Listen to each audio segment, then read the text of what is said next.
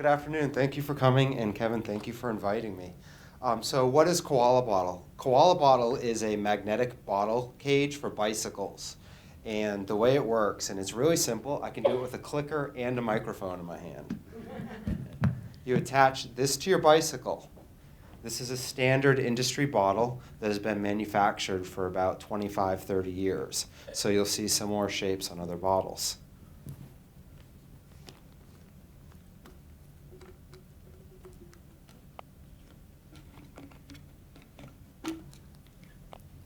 So now what I'm holding are four components in my hand. I have a bottle, a ring, and a magnet. Why did I do this? Well, taking Kaylee's theme that I'm a conformist and I follow the rules, I didn't tell about my background merely because I wanted to give you my CV and I'm looking for a new job, but I wanted to share with you that I have followed the rules my whole life. I sought out higher education to keep learning as my parents have instilled. But during my life, I felt like that there was something missing.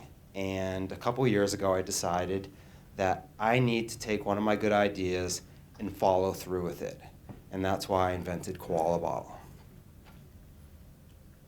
So why is the title of my talk Inventing, Making It Up as You Go Along?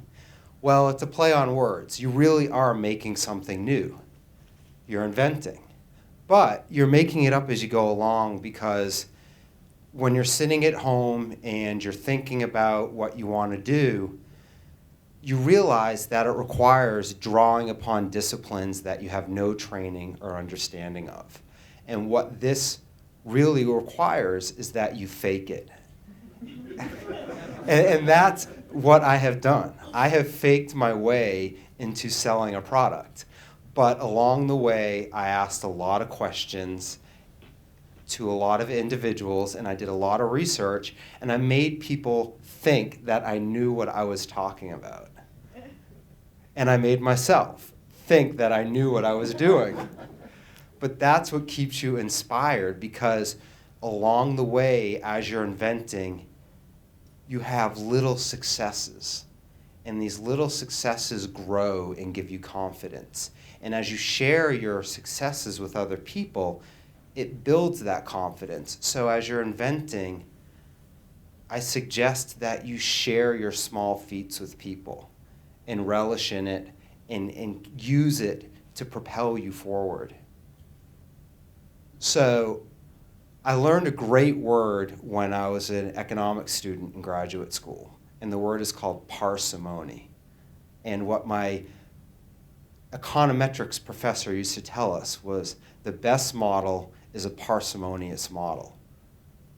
So when I invented Koala Bottle, I thought, how can I keep this as simple as possible? I want to minimize the amount of components, but maximize the benefit. And I looked at all my bottles and I thought, I don't want to reinvent the wheel. I just want to make it better. And so I thought of how I could retrofit this bottle. And it was simple. I just take a ring, I put it on this bottle, and then I make a holder with magnets that'll hold on to the ring. Pretty simple. The ring, not so simple. When you're designing something, are you making it better? Are you solving a problem? Are you making something new? Do you even care? And to some extent, I suggest that you don't care and that you just merely jump in with both feet and do it because you're energized about the idea of doing something. And if you find benefit in it, according to National Geographic and Census, there's over 6 billion people in the world. I'm sure somebody else is going to realize the same benefit. But you also need to, when you're designing it, think about it. If you truly do want to invent a product and share it with people, can you make it once? But then you have to think, can I make it 1,000,000 times? So that, when you're designing it, you need to think about the manufacturing processes. Can you make it with something that's already existing? Can you make it with existing materials? I have learned a new 4-letter word in my life, and it's called tool, T-O-O-L. And the reason being, every time I called a manufacturer, they said, oh, you need a tool for that. What they really meant is they needed a check for $5,000 so that I could have the manufacturing capacity to make something new. But that's fine. Sometimes you do have to reinvent the wheel or make tooling to make something. But the next phase, which is even as difficult as designing and thinking about the manufacturing process, is selling it. You can come up with the best product, the best idea in the world, but if you can't sell it, nobody's going to buy it. And there's plenty of great ideas out there that never became commercially viable because the inventor or designer couldn't sell it. But the fun part is if you make it to that third stage where you're ready to sell your idea, you've come out of your cave and you're exposing yourself to the world and sharing with them your success, your product that is ready to be used and purchased.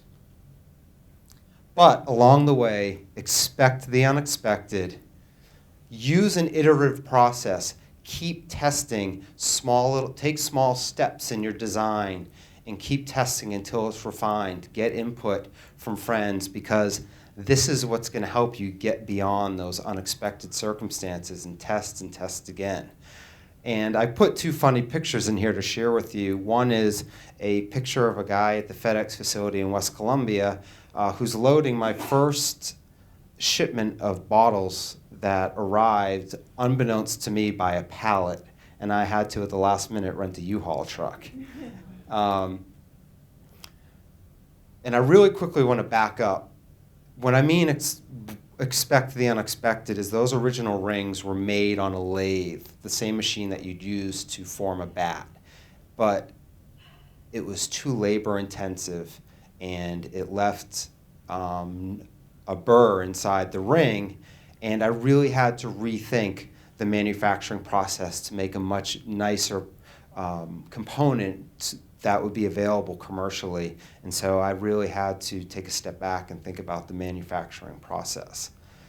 So now that I've shared with you that inventing is not as romantic as it sounds, it's very gratifying, but you also have to keep in mind that the likelihood of you being successful is very, very small. And this quote that was shared with me by a friend will shed light on what the likelihood is of you having a commercially viable product, which is slim to none. Individual applications receive approval at around 9%, and 99.8% of the inventors of those generate an economic benefit. And that's why I say if it's easy, then everybody would be doing it. But you'll learn a lot along the way. So I think if you have an idea, you owe it to yourself to go down that tunnel and keep following it until you might come out the other side and you might see some light at the end of the tunnel and realize a huge success.